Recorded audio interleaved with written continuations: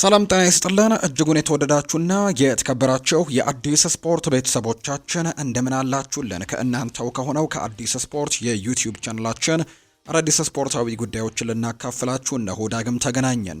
ስለምታደምጡን ስለምትከታተሉን ቆይታችሁን ከኛ ጋር ስላደረጋችሁ እጅጉን ከልብ አድርገን ነው የምናመሰግነው። በዛሬው የዕለተ አርብ የምሽት የስፖርት የመረጃ ሰዓታችን ላይ የተለያዩ ስፖርታዊ ጉዳዮችን ወደ እናንተ ልናደርስ እነሆ ዳግም ዛሬም ተገናኝተናል። አብራችሁኝ እንድትቆዩ በአክብሮት ጋብዛለሁ። ይህንን ፕሮግራም ፉአድ ባህሩ ወደ እናንተ እያደረስኩኝ ቆይታን የማደርግ ይሆናል። በዛሬ ፕሮግራማችን ሰፊ ርዕሰ ጉዳዮችን ወደ እናንተ እያደረስን ቆይታን እናደርጋለን። ከነዚህ መካከል ትልልቆቹን የአውሮፓ ክለቦች የተመለከቱ በርከት ያሉ ስፖርታዊ ጉዳዮች ይነሳሉ። እነሱን ጉዳዮች እየራሰስን ቆይታችንን እናደርጋለን። እንዲሁ ደግሞ ስለ ሌሎችም እግር ኳሳዊ ጉዳዮች በስፋት የምናነሳበት ፕሮግራምን ነው ይዘንላችሁ የቀረብነው። እናንተም ቪዲዮአችንን ላይክ ቻናላችንን ሰብስክራይብ እያደረጋችሁ ቆይታችሁን ከኛ ጋር እንድታደርጉ በአክብሮት ጋብዛለሁ። ከመሸጋገሪያ በኋላ በድጋሚ ተመልሰን እንመጣለን። አብራችሁኝ ቆዩ።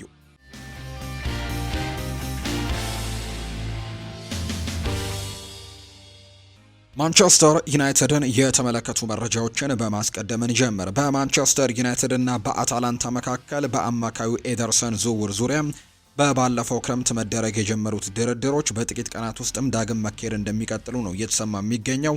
ማንቸስተር ዩናይትድ አሁን ላይ በዝውውር ጉዳይ ላይ የተለያዩ ተጫዋቾችን ለማናገር ጥረቶችን እያደረገ ነው የሚገኘው። በተለይ የአማካይ ስፍራ ተጫዋቾች የሆኑ ከዚህ በፊት በጣም ብዙ ስሞችን ስንነግራችሁ ነበር። እነ ስቲለር፣ እነ ባሌባ፣ እነ ኤሊዮት አንደርሰን፣ እነ አደም ዋርተን ጨምሮ በጣም በርካታ ስሞች ያሉ ሌሎችም እጩ ዝርዝር ውስጥ ያሉ ተጫዋቾች እንዳሉ ግን ይታወቃል። አንደኛው ይሄኛው ኤደርሰን ነው።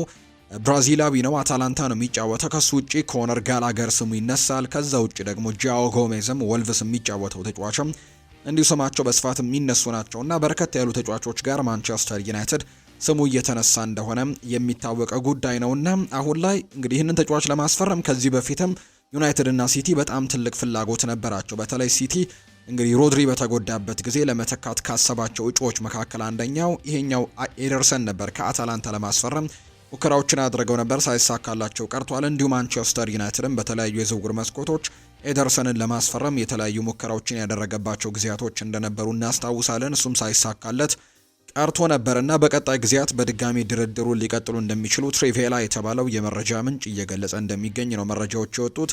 ዩናይትድ በእርግጠኝነት በአማካይ ስፍራ ላይ የተለያዩ አማራጮችን ተመልክቶ ቢያንስ ሁለት ተጫዋቾችን ለማስፈረም ጥረቶችን እንደሚያደርግ ይታመናል። ቀጣይ ቡድናቸውን ሊገነቡ የሚፈልጉበት ቦታ የአማካይ ነው።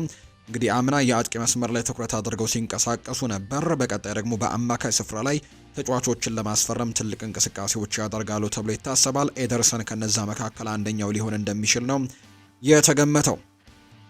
ክሪስቲያን አሮስኮ ወደ ማንቸስተር ዩናይትድ የሚያደርገው ዝውውርን ለማጠናቀቅ በቀጣዮቹ ጥቂት ቀናት ወደ ማንቸስተር ከተማ ይበራል የሚል መረጃ እየወጣ ይገኛል። ይህ ተጫዋች እንግዲህ ኢኳዶራዊ ተጫዋች እንደሆነ ይታወቃልና ቀጣዩ ሞይስ ካይሴዶ እያሉት ነው በርካቶችም። ተመሳሳይ አይነት ባህሪ እንዳለው ጭምር ይነገራል። ታዳጊ ተጫዋች ነው። ማንቸስተር ዩናይትድ ይህንን ተጫዋች ለማስፈረምም በቃል ደረጃ ከስምምነት መድረሱ ይታወሳል። አሁን ደግሞ ኮንትራቱን በይፋ ለማስፈረምም ፍላጎት እንዳላቸውና በቅርቡ ወደ ማንቸስተር ከተማ እንደሚመጣም እየተነገረ ይገኛል። በበርካታ የአውሮፓ ታላላቅ ክለቦች ጭምር የሚፈለግ አይነት ተጫዋች እንደነበር የምናስታውሰው ነው። ማንቸስተር ዩናይትዶች ተጫዋቹን በቀጣይ ዓመታትም ከፍተኛ ተጽዕኖ ከሚፈጥሩ ተጫዋቾች ውስጥ አንዱ አድርገውም የሚመለከቱት ተጫዋች እንደሆነ ጭምር ነው የተነገረው። በጥቂት ዓመታት ውስጥም ዋጋው እጅጉን በከፍተኛ ደረጃ ከፍ እንደሚልም ጭምር ያምናሉ ብሏል። ፋብሪሲዮ ሮማኖ ነው ይህንን መረጃ ያጋራውና በቅርብ ቀናት ውስጥም ወደ ማንቸስተር ከተማ በመምጣትም ዝውውሩን ያጠናቀቃል ተብሎ እንደሚታሰብ ነው መረጃ የወጣው። ቀደም ስለ ማንቸስተር ዩናይትድ የአማካይ ስፍራ ፍላጎት ስናነሳ ተጫዋቾችን እያነሳን ነበር እና ካነሳናቸው ስሞች መካከል አንደኛው ጃኦ ጎሜዝ ነው። ይህ ተጫዋች እንግዲህ በወልቨርሃምፕተን ወንደረርስ የሚጫወት ተጫዋች እንደሆነ ይታወቃል። ይህም ሌላኛ ብራዚላዊ ተጫዋች ነው። ከማንቸስተር ዩናይትድን የመቀላቀል ከፍተኛ ፍላጎት እንዳለው ግን ይነገራል። በተለይ በወልቭስ ነው የሚጫወተው። ዘንድሮ ጥሩ ጊዜን እያሳለፉ አይደለም እንደ ክለብ።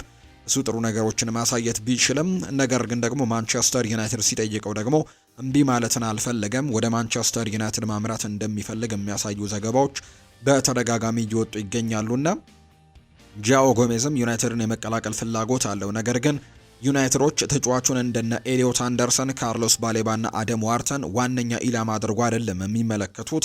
ምናልባት እነዚህን ተጫዋቾች ለማስፈረም ጥረት ያደርጉና ካልተሳካ ነው ወደዚህኛው ተጫዋች ዝውውር ለመምጣት ሙከራ የሚያደርጉት። የመጀመሪያ ቀዳሚ ምርጫቸው ኤሊዮት አንደርሰን እንዲሁ ባሌባንና ዋርተን ከነዚህ 3 ተጫዋቾች ማስፈረም ነው ማንቸስተር ዩናይትዶች። ምናልባት ግን የነዚህ ዝውውር ጉዳዮች ካልተሳካ ለምሳሌ ያክል ካርሎስ ባሌባ የአቋም መውረድ እየገጠመው እንደሆነ ያምናሉ ማንቸስተር ዩናይትዶች እና በዚሁ የሚቀጥል ከሆነ ምናልባት በክረምቱ ላለማስፈረም ሊወስኑ የሚችሉበት እድሎች ይኖራሉ ተብሎ ታስቧል። ከዛ ውጪ ደግሞ ሌላኛው ደግሞ ኤሊዮት አንደርሰን ነው። እሱም በጣም በብዙ ክለቦች የሚፈለግ አይነት ተጫዋች ነው። ዋጋውም ከፍ ይላል ተብሎ ይታሰባል። ምንም እንኳን ማንቸስተር ዩናይትድ በትልቁ ቢፈልገውም ነገር ግን በትልቁ ፉክክር ሊኖርበት የሚችል ተጫዋች ይሆናል ተብሎ ታስቧል። ይሄኛውም ተጫዋች ኤሊዮት አንደርሰን እና ምናልባት ካልተሳካላቸው ወደ ሌሎች ኢላሞች ሊያመሩ ይችላሉ። አደም ዋርተንም በጣም የሚፈልጉትና የሚያደንቁት አይነት ተጫዋች ነው። እንደውም በርካታ የማንቸስተር ዩናይትድ ሌጀንዶች አሁን ላይ ማንቸስተር ዩናይትድ እያሰባቸው ከሚገኙ የአማካይ ስፍራ ተጫዋቾች ይህንን ተጫዋች አደም ዋርተንን ቢያስፈርም ይመርጣሉ። የተጫዋች ደግሞ በሪያል ማድሪድ እና በሌሎችም የአውሮፓ ታላላቅ ክለቦች ትልቅ ፍላጎት ያለው ተጫዋች ነውና ትልቅ ፉክክር ሊኖርበት እንደሚችል ይታመናል። ስለዚህ ከነዚህ 3 ተጫዋቾች እንግዲህ የማስፈረም ፍላጎት አላቸው ማንቸስተር ዩናይትድ። ምናልባት የማይሳካ ከሆነ ግን ወደ ሌሎች ኢላማዎቻቸው ወደ ጃኦ ጎሜዝ ሊያመራ የሚችልበት እድል እንዳለ ነው ፋብሪዚዮ ሮማኖ መረጃውን እያጋራ የሚገኘው። ማንቸስተር ዩናይትድ በተጫዋቾች ዝውውር ጉዳይ ላይ ብዙ ገንዘብን የከሰረ ክለብ ነው የሚል መረጃም ቁጥራዊ መረጃዎች እየወጡ ነው። ታዋቂው የመረጃ ምንጭ ሜል ስፖርት ባለፉት ዓመታት ለተጫዋቾች ዝውውር ከፍተኛ ገንዘብ አፍስሰው ነገር ግን ዝውውሮቻቸው ሳይሳኩላቸው ቀርተው ብዙ ገንዘብ የከሰሩ ክለቦችን ይፋ አድርጓል። በዚህም ባለፉት ዓመታት ማለትም ከ2021 ጀምሮ ነው ይህንን ቁጥር ያወጣው። እስካሁን ባለው 2025 ድረስም ለተጫዋቾች ዝውውር ብዙ ገንዘብ አፍስሰው ነገር ግን የተገዙ ተጫዋቾች ደግሞ ሳይሳካላቸው ቀርተው ብዙ ገንዘቦችን በመክሰር ማንቸስተር ዩናይትድን ቀዳሚ ክለብ አድርጎ አስቀምጦታል።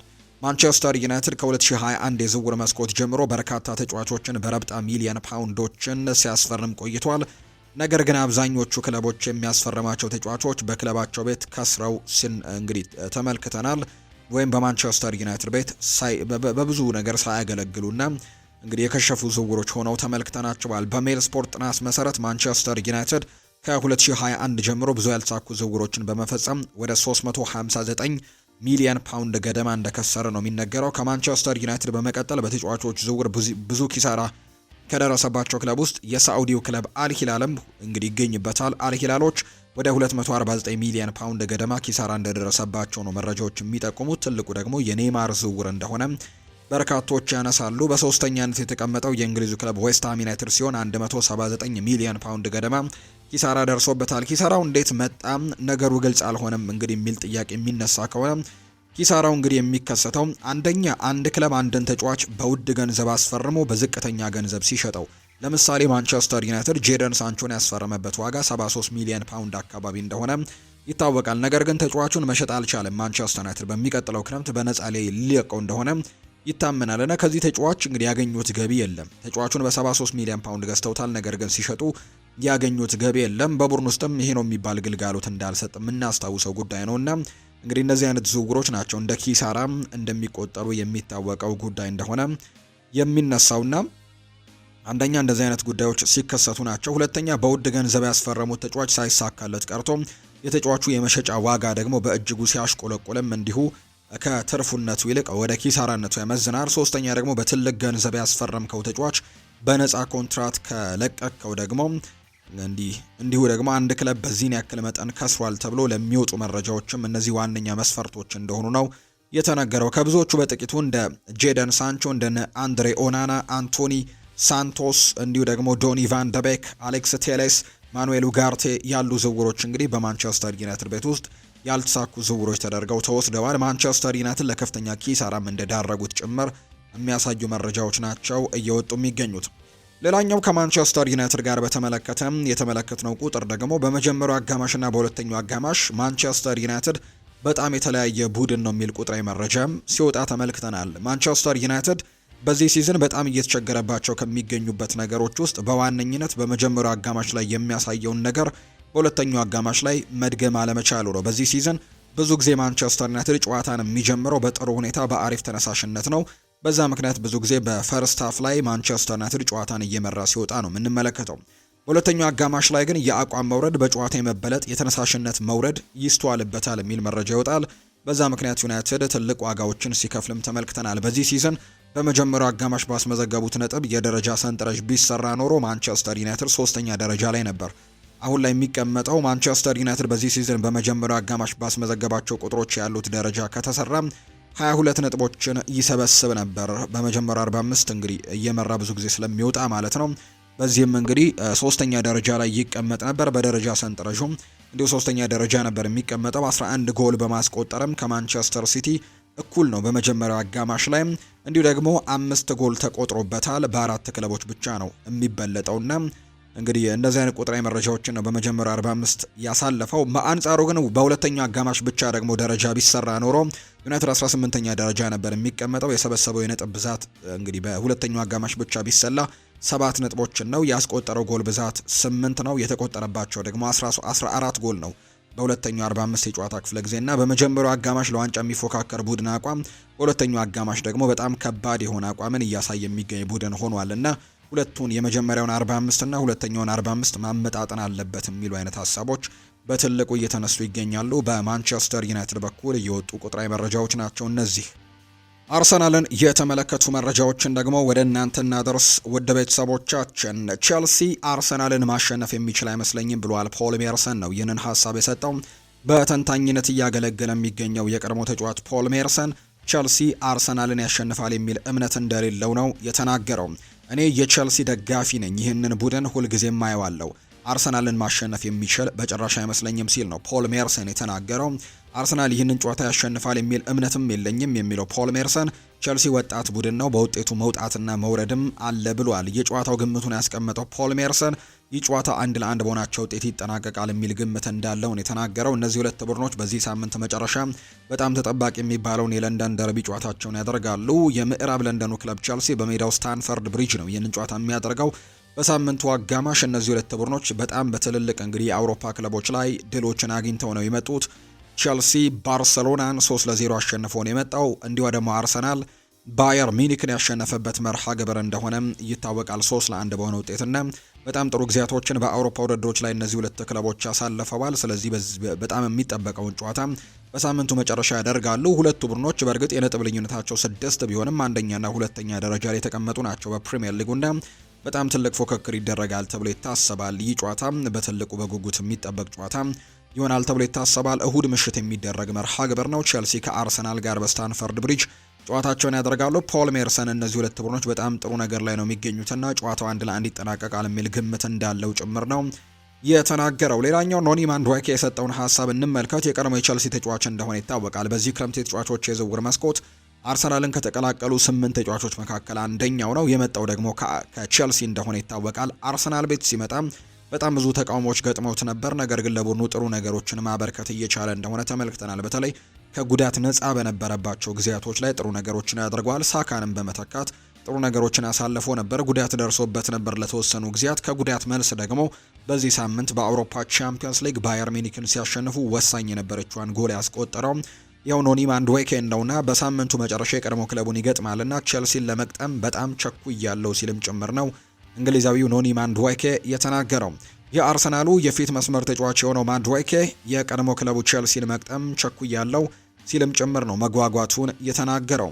የሚኖረው ድባብ ትንሽ ከበድ ሊል እንደሚችል የገለጸው ማንዱዌኬ እኔ ፕሮፌሽናል ተጫዋች ነኝ፣ በብዙ የተለያዩ ቦታዎች ላይ ተጫውቻለሁ ሲልም ነው የተናገረው። ምንም ነገር እንዳልረጋጋ የሚያደርገኝ ነገር ያለ አይመስለኝም፣ የሚሰጠኝን ተግባር ላይ ብቻ አተኩራለሁ ሲል ነው ማንዱዌኬ ሀሳቡን እየሰጠ የሚገኘውና በሳምንቱ መጨረሻ የሚደረገው መርሃ ግብር በርካቶች በጉጉት እንዲጠብቁትም አድርጓል። ሊቨርፑልን የተመለከተ መረጃን እናንሳ። ማድሪድ ኢብራሂማ ኮናቴን ማስፈረም እንደማይፈልግ አስታውቋል። የስፔኑ ክለብ ሪያል ማድሪድ ፈረንሳዊውን የሊቨርፑል ተከላካይ የሆነው ኢብራሂማ ኮናቴን ማስፈረም እንደሚፈልጉ ሲገለጽ እንደነበር የምናስታውሰው ነው። ሪያል ማድሪድ አሁን ላይ እንግዲህ ኢብራሂማ ኮናቴን ማስፈረም እንደማይፈልግና ፍላጎት እንደሌላቸው ነው ለሊቨርፑል ማሳወቃቸው የተገለጸው። ኢብራሂማ ኮናቴ በሊቨርፑል ቤት ያለው የኮንትራት ሁኔታ አሁንም ያልተፈታ ሲሆን ሁኔታውም በየትኛው አቅጣጫ ሊሄድ እንደሚችል ተነግሯል። ሪያል ማድሪድ ከዝውውሩ ቢወጣ እንኳን የኮናቴ ኮንትራት ሁኔታ እንደማይቀየር ነው ዘ አትሌቲክ የተባለው የመረጃ ምንጭ የተናገረው። በእርግጥ የተጫዋች በሪያል ማድሪድ በጣም በጥብቅ የሚፈለግ አይነት ተጫዋች እንደነበረ እናስታውሳለን። ነገር ግን ዘንድሮ እያስመለከተ የሚገኙ አቋምም በጣም እንደወረደ በርካቶች ያነሳሉና የዚህ ተጫዋች ኮንትራት ደግሞ በአመቱ መጨረሻ ላይ ይጠናቀቃል። ስለዚህ በነፃ ወደ ሪያል ማድሪድ ያመራል የሚሉ አይነት ሀሳቦች ነበሩ በስፋት ሲነገሩ የነበሩት። ነገር ግን የአቋም መውረዱን ተመልክተው ሪያል ማድሪዶች አሁን ላይ ይህንን ተጫዋች የማስፈረም ፍላጎት እንደሌላቸው እየተገለጸ ይገኛል። በሚቀጥለው ክረምት ግን ከሪያል ማድሪድ ውጭ ግን ሌሎች ፈላጊዎች ይኖሩታል ተብሎ ይታሰባል። የሀገሩ ክለብ የሆነ ፓሪስ ሳን ዠርመን ከዛ በተጨማሪ ባየር ሚኒክም እንዲሁ ሊፈልገው እንደሚችል የሚያሳዩ መረጃዎች እንዳሉ ይታመናልና የኢብራሂማ ኮናቴና የሊቨርፑል የኮንትራት ጉዳይ እስካሁን ምንም እልባት ያገኘ ጉዳይ አይደለም። በቀጣይ ጊዜያት ውሳኔው ይተላለፋል ተብሎ እንደሚጠበቅ መረጃዎች እየወጡ ነው። ነገር ግን ኮንትራቱን እስካሁን አላራዘመም። ሊቨርፑሎች በተደጋጋሚ የዚህን ተጫዋች ኮንትራት ለማራዘም ንግግሮችን ሲያደርጉ እንደነበር እናስታውሳለን። ኮናቴ ግን ምንም የቀረበልኝ ኮንትራት የለም የሚል መግለጫንም ከዚህ በፊት ሲሰጥ ተመልክተነዋል።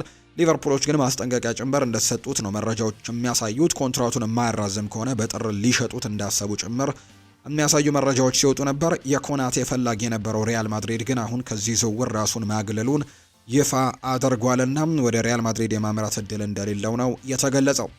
በሊቨርፑል በጣም ከሚፈለጉ ተጫዋቾች መካከልና ሙሐመድ ሳላህን ለመተካት በትልቁ ስሙ የተያዘው ተጫዋች ሚኬል ኦሊሴ እንደሆነ ይታወቃል። ሊቨርፑል ብቻ አይደለም ቼልሲም የዚህ ተጫዋች ፈላጊ እንደሆነ ግን ይነገራል። በሚኬል ኦሊሴ የባየር ሚኒክ ውል ውስጥ የውል ማፍረሻ አንቀጽ የለም። በኦሊሴ ላይ ያለው ፍላጎት ተፈጥሯዊ ነው። ነገር ግን ባየር ሚኒክ ለወደፊት ህይወታቸው ወሳኝ እንደሆነ አድርገው ይመለከቱታል። እናም በ2029 የሚያበቃውን ውል ለማራዘምም እንቅስቃሴ ጀምረዋል። እሱን መሸጥም እንደማይፈልጉ ነው ዘ አትሌቲክ የተባለው የመረጃ ምንጭ የተናገረው። አሁን ላይ በባየር ሚኒክ ወሳኝ ከሚባሉ ተጫዋቾች መካከል አንደኛው ነው ሚኬል ኦሊሴ እና ይህንን ተጫዋች እንግዲህ ላይለቁት የሚችልበት እድል እንዳለ የሚያሳዩ መረጃዎች ናቸው የወጡት። ስለዚህ ሊቨርፑል እና ቼልሲ ይህንን ተጫዋች የማስፈረም እድላቸው በጣም ጠባብ ሊሆን እንደሚችል ተነግሯል። ቨርጂል ቫን ዳይክ ይናገራል። በጉዞአችን ውስጥ ካሉት አስቸጋሪ ጊዜያቶች ውስጥ አንዱን እያጋጠመን ነው። ነገር ግን ይህ ለእኛን እንዲወስነን አይፈቅድም። በዚህ እንነሳሳለን። ያለኝን ሁሉ ደግሞ በዚህ ቡድን ውስጥ እሰጣለሁ። ምንም ነገር አልተሰጠንም። ሁሉንም ነገር ታግለናል። እናም ደግሞ ይህ ጊዜ ከዚህ የተለየ አይደለም። አንሸነፍም፣ ተስፋም አንቆርጥም። እያንዳንዱ ፈተናንም እድል አድርገን እንቆጥረዋለን። አብረን ማደግ፣ እርስ በርስ መነቃቃትና በውስጣችን ያለውን ጥንካሬ ማሳየትም ይኖርብናል ሲልም ጭምር ነው የተናገረው። ለአድናቂዎቻችን መደጋገፋችንን ቀጥሉበት፣ ከመቼውም ጊዜ በበለጠ ደግሞ እርስ በርሳችን እንፈላለጋለን ሲልም ጭምር ነው የተናገረው ቨርጂል ቫን ዳይክ። እንዲሁ ኢብራሂማ ኮናቴም ለሊቨርፑል ደጋፊዎች መልእክት አስቀምጧል። መተቸት የእግር ኳስ አንዱ አካል ነው። እናም በእያንዳንዱ ሰዓት ወደ ቦታችን ለመመለስ እንፋለማለን። ይህንን አውሎ ንፋስም እናልፈዋለን። በእንደዚህ አይነት ጊዜያት ደጋፊዎቻችን ለእኛ እጅግ በጣም አስፈላጊ ናቸው። በጥሩና በመጥፎ ጊዜያትም ከእኛ ጋር የሚቆሙ በጣም አስቸጋሪና መጥፎ በሆኑ ጊዜያቶችም ቢሆኑ ከጎናችን ሆነው የሚዘምሩልን የእናንተን ድምፅና ሙገሳ ለእኛ ሁሉ ነገራችን ነው። ራሳችንን ማሻሻል እንዳለብን እናውቃለን። እናም ለእናንተ መታገላችንንና መፋለማችንን በእርግጠኝነት እንቀጥላለን ሁልጊዜም ሲልም ጭምር ነው የተናገረው ኢብራሂማ ኮናቴ። ቼልሲን ደግሞ እንመልከት። የቀድሞው የቼልሲ ተጫዋች የነበረው ጆን ኦቢ ሚኬል ይናገራል። ሁላችሁም የቼልሲ ሰዎች፣ አሰልጣኙም፣ ተጫዋቾቹም፣ ደጋፊዎቹም በጣም ጥሩ ነበራችሁ ብሏል። ማሬስካና ተጫዋቾቹ የክለቡን ፍልስፍና በሚገባ ተምረዋል ብዬ አስባለሁ። በእኛ ዘመን በከፍተኛ ደረጃ ለባርሴሎና ጥላቻ ነበር። በዚያን ጊዜ ሁሉም ተጫዋቾች በተለይም ዲዴ ድሮግባ፣ ሚኬል ባላክና አሽሊ ኮል ባርሳን በጣም ይጠሉ ነበር። ታዲያ አሁንም ይህንን ባህል ለአዲሱ ትውልድ ተላልፏል። የእኛ ዲኤንኤ በእነዚህ ተጫዋቾች ላይ ማየት በጣም አስደስቶኛል ሲልም ጭምር ነው ጆን ኦቢ ሚኬል የቀድሞ ቼልሲ ተጫዋች እየተናገረው። በዚሁ የሪያል ማድሪድ ጉዳዮችን የምናንሳ ሻቪ አሎንዞ ከመጣበት ጊዜ ጀምሮ ቀጥ ያለ ኃይለኛ የበላይ የሆነ ሪያል ማድሪድን መስራትና ማየት እንደሚፈልግ በተደጋጋሚ ይናገራል። ዓላማው ተቀናቃኙን በከፍተኛው ፍጥነትና ፈጣን የኳስ ቁጥጥር ማድከም እንደሆነ ይነገራል። በኦሎምፒያኮስ ጨዋታ የመጀመሪያው አጋማሽ የዚህ ህልም ቀጥተኛ መገለጫ ነበር። ትልቅ ማጥቃት፣ እንዲሁ ደግሞ የማያቋረጥ ፍጥነት፣ ተቃዋሚ የሚተነፍስበት ወይም ደግሞ የሚያስብበትን ጊዜን ማሳጣት ነበር። ነገር ግን ቡድኑ በመጨረሻም ወድቆ ብዙ ዋጋ ሊከፍል ተቃርቦ ነበር። በዚህ ግዴለሽነት በሞላበት ጨዋታ ውስጥም ቪኒሲዮስ ጁኒየር እስከ መጨረሻው በጣም አደገኛና ለመቆጣጠር በጣም አስቸጋሪው ተጫዋች ሆኖ ታይቶ ነበር። የእሱ ብቃት ጥሩ ጨዋታ ብቻ ሳይሆን ለአሰልጣኙ የሚያስተላልፈው መልእክትም በዚህ አቋም ላይ ሳለው በአስተላለፍ ውስጥ ያለኝ ቦታና በእቅድ ውስጥ ያለኝ ሚና ለክርክር የሚቀርብ አይደለም የሚል እንደሆነ ጭምር ነው የተናገረው። ቪኒሲዮስ በተደጋጋሚ ተቀይሮ ሲወጣ በብስጭት ጠረጴዛውን አጥብቆ እየደበደበ ቢሆንም ሻቪ ራሱ በሚፈልገው በዚህ አስፈሪ ሰዓት ውስጥም ለሱ ምትክ እንደሌለም እንዳረጋገጠለት ነው ማርካ የተባለው የመረጃ ምንጭ የተናገረው። ፌርላንድ ሜንዲ ከረጅም ጊዜ ጉዳት መልስም በድጋሚ ጠጣርና ጠንካራ እንዲሁም የማይታለፍ መሆኑን ከማሳየቱ ባሻገር ቪኒሲዮስ ጁኒየር በግራ መስመር ሰፊ ቦታዎችን እንዲያገኝና ነጻነት እንዲሰማውን በማድረግ ለቪኒሲዮስም አስፈላጊ ተጫዋች መሆኑን በድጋሚ ያረጋገጠበትን አጋጣሚ ነው የተመለከትነው ብሏል ESPN በመረጃው። ጁድ ቤሊንጋም በክንፍ ላይ መጫወት ወይም ደግሞ በቢልድ አፕ ላይ ተሳትፎ ጠለቅ ብሎ የመጫወት ፍላጎት የለውም። በዚህ ሚና ምቾት እንደማይሰማውም ነው የሚነገረው።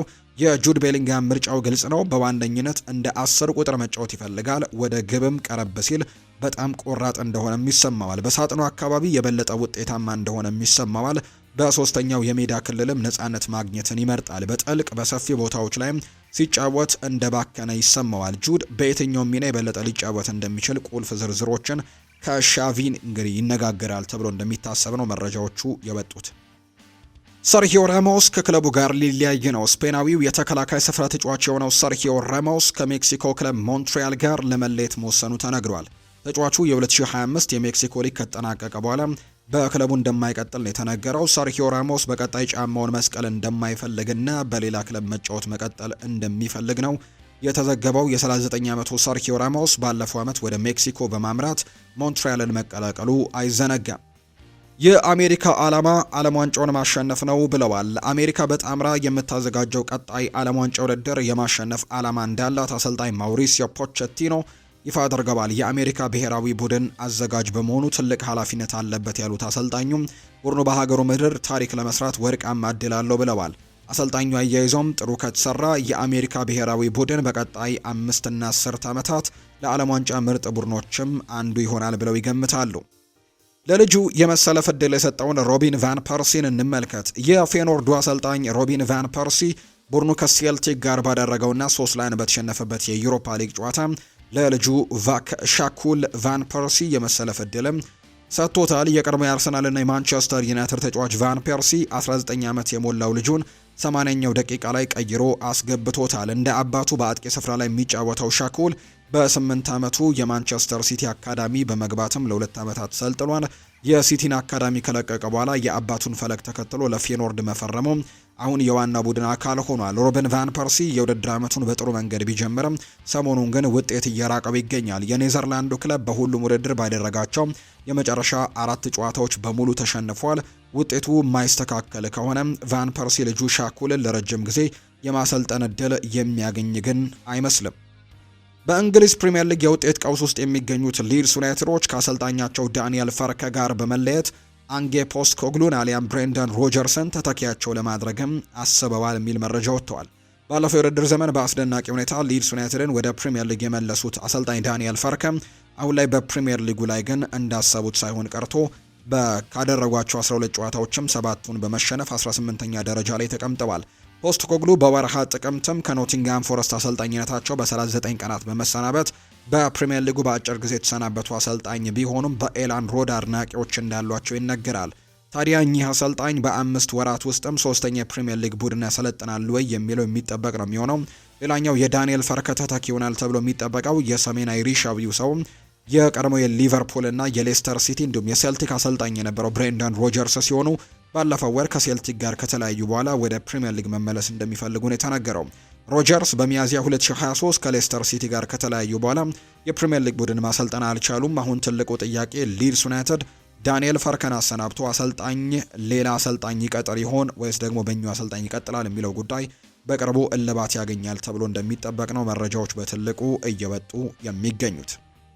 የተወደዳችሁና የተከበራችሁ ቤተሰቦቻችን ለዛሬ ያዝንላችሁ አዳዲስ ስፖርታዊ ጉዳዮቻችን እነዚህ ነው የሚመስሉት። ስላደመጣችሁን፣ ስለተከታተላችሁን፣ ቆይታችሁን ከኛ ጋር ስላደረጋችሁ እጅጉን ከልብ አድርገን እናመሰግናለን። ፉአድ ባህሩ የዛሬውን ፕሮግራም እየመራው ከእናንተ ጋር ቆይታን አድርጌያለሁ። በቀጣይ ፕሮግራሞቻችን ሌሎች ስፖርታዊ ጉዳዮችን አካተን በድጋሚ ተመልሰን የምንገናኝ ይሆናል። ከኛ ጋር አብራችሁ ለነበራችሁ በሙሉ ላቅ ያለ ምስጋኔን ለእናንተ ማቅረብ ወዳለሁ። ፉአድ ባህሩ ፕሮግራሙን መራሁ። መልካም ጊዜ እንዲሆንላችሁ ነው በአክብሮት የምመኘው።